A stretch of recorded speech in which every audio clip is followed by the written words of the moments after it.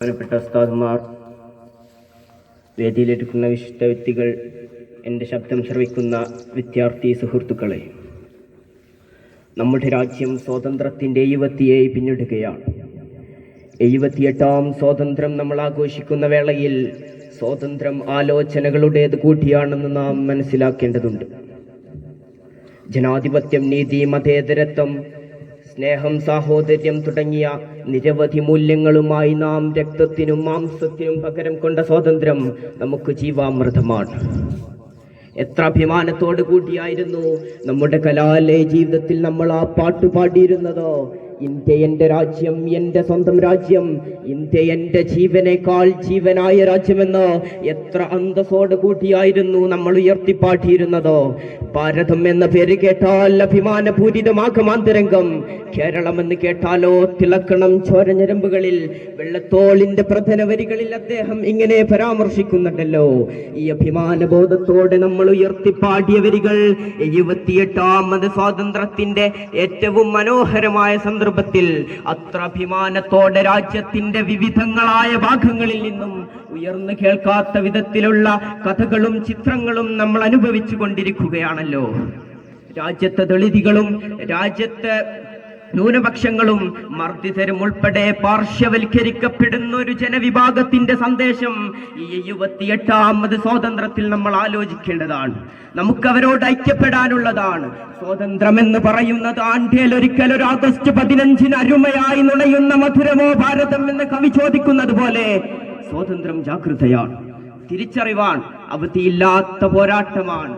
സ്വാതന്ത്ര്യത്തിലേക്ക് നിവർന്നു നിൽക്കുവാൻ നമുക്ക് സാധിക്കണം.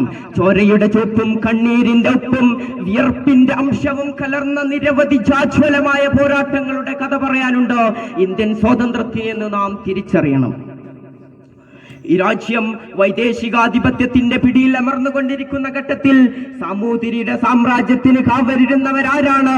പറങ്കി പരിശുകൾ ഈ രാജ്യത്തേക്ക് വന്നിട്ടുണ്ടല്ലോ. ഫ്രഞ്ചുകാരും ഡച്ചുകാരും ബ്രിട്ടീഷുകാരും വന്നിട്ടുണ്ടല്ലോ. ഈ രാജ്യം കൊളോണിയൻ ശക്തികൾ അടിമപ്പെടുത്തുവാൻ വേണ്ടി വരുന്ന ഘട്ടങ്ങളിൽ സാമൂതിരിയുടെ സാമ്രാജ്യത്തിന് കാവലിരുന്നവരാരാണ്? ഈ രാജ്യം സ്വാതന്ത്ര്യത്തിന് വേണ്ടി കാവലിടുന്ന മനുഷ്യരെ പറ. ബഹുമാനപ്പെട്ട പട്ടുമരക്കാരും കുട്ടിമരക്കാരും മുഹമ്മദ് കുഞ്ഞാലിയും കുഞ്ഞാലി മരക്കാരും അടങ്ങുന്ന 4 തലമുറ കുഞ്ഞാലിമാരുടെ വീരോതിഹാസങ്ങൾ സൃഷ്ടിച്ച ഇന്ത്യയുടെ 100 കൊല്ലം അഭിമാനകരമായ അസ്തിത്വത്തിന്റെയും ചരിത്രത്തിന്റെയും കഥയാണ്. ബഹുമാനപ്പെട്ട പട്ടുമരക്കാരും കുട്ടിമരക്കാരും മുഹമ്മദ് കുഞ്ഞാലിയും കുഞ്ഞാലി മരക്കാരും അടങ്ങുന്ന 4 തലമുറ കുഞ്ഞാലിമാരുടെ വീരോതിഹാസങ്ങൾ സൃഷ്ടിച്ച ഇന്ത്യയുടെ 100 കൊല്ലം അഭിമാനകരമായ അസ്തിത്വത്തിന്റെയും ചരിത്രത്തിന്റെയും കഥയാണ്. ബഹുമാനപ്പെട്ട മഹാത്മാഗാന്ധിയുടെ കൂടെ, ജവഹർലാൽ നെഹ്റുവിന്റെ കൂടെ ആ കരങ്ങൾ കോർത്തു പിടിച്ചുകൊണ്ട് മുന്നോട്ട് പോയ മൗലാന മുഹമ്മദ് അലിയെയും മൗലാന ഷൗക്കത്ത് അലിയെയും ഓർക്കാതെ പോകുന്ന സ്വാതന്ത്ര്യത്തിന് മധുരമുണ്ടോ എന്ന് നാം ഇങ്ങനെ ചോദിച്ചു പോവുകയാണ്.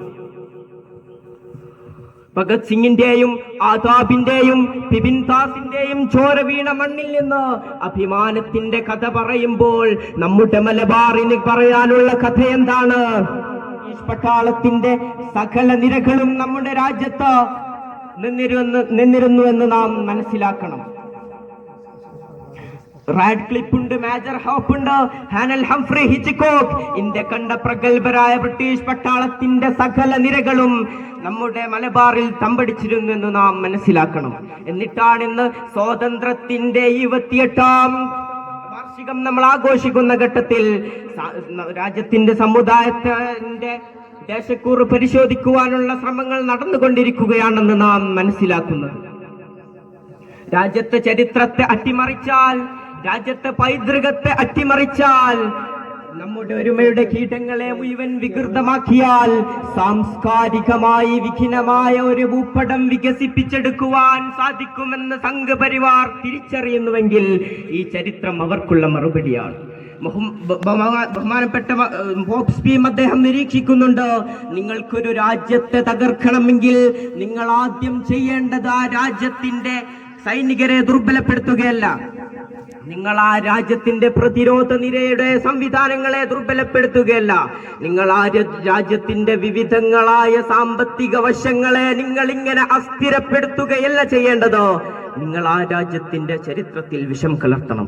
ഇന്ത്യയുടെ ചരിത്രത്തിൽ വിഷം കലർത്തിക്കൊണ്ടിരിക്കുന്ന, ഇന്ത്യയുടെ പൈതൃകത്തിലേക്ക് വിഷാംശം കുളത്തിക്കൊണ്ടിരിക്കുന്ന കാലത്ത് നമുക്ക് ചരിത്രത്തിൽ ഓർമ്മകൾ ഉണ്ടായിരിക്കണം. 1947 ഇന്ത്യക്ക് സ്വാതന്ത്ര്യം ലഭിക്കുമ്പോൾ ഓരോ ഇന്ത്യക്കാരനും കണ്ട സ്വപ്നം ഈ രാജ്യം എല്ലാ മതങ്ങളും ജാതികളും ഒന്നിച്ചു നിൽക്കുന്ന ഒരു ജനാധിപത്യ രാജ്യമാകണം എന്നതാണ്. ഒഴിവാക്കേണ്ട കളങ്ങളല്ല, ഒന്നിച്ചു നിൽക്കേണ്ട വിളകളാണെന്നാണ് ഈ രാജ്യത്തിന്റെ ചരിത്രമെന്നും അടയാളപ്പെടുത്തുന്നത്. എന്നാൽ മാത്രമേ പുതിയൊരു ഇന്ത്യയെ നമുക്ക് സൃഷ്ടിക്കാൻ സാധിക്കുകയുള്ളൂ എന്ന് മാത്രം ഓർമ്മപ്പെടുത്തിക്കൊണ്ട് ഞാൻ എന്റെ വാക്കുകൾക്ക് വിരാമം കുറിക്കുന്നു. വആഖിറു ദഅവാനാ അൽഹംദുലില്ലാഹി റബ്ബിൽ ആലമീൻ. അസ്സലാമു അലൈക്കും വറഹ്മത്തുള്ളാഹി വബറകാതുഹു.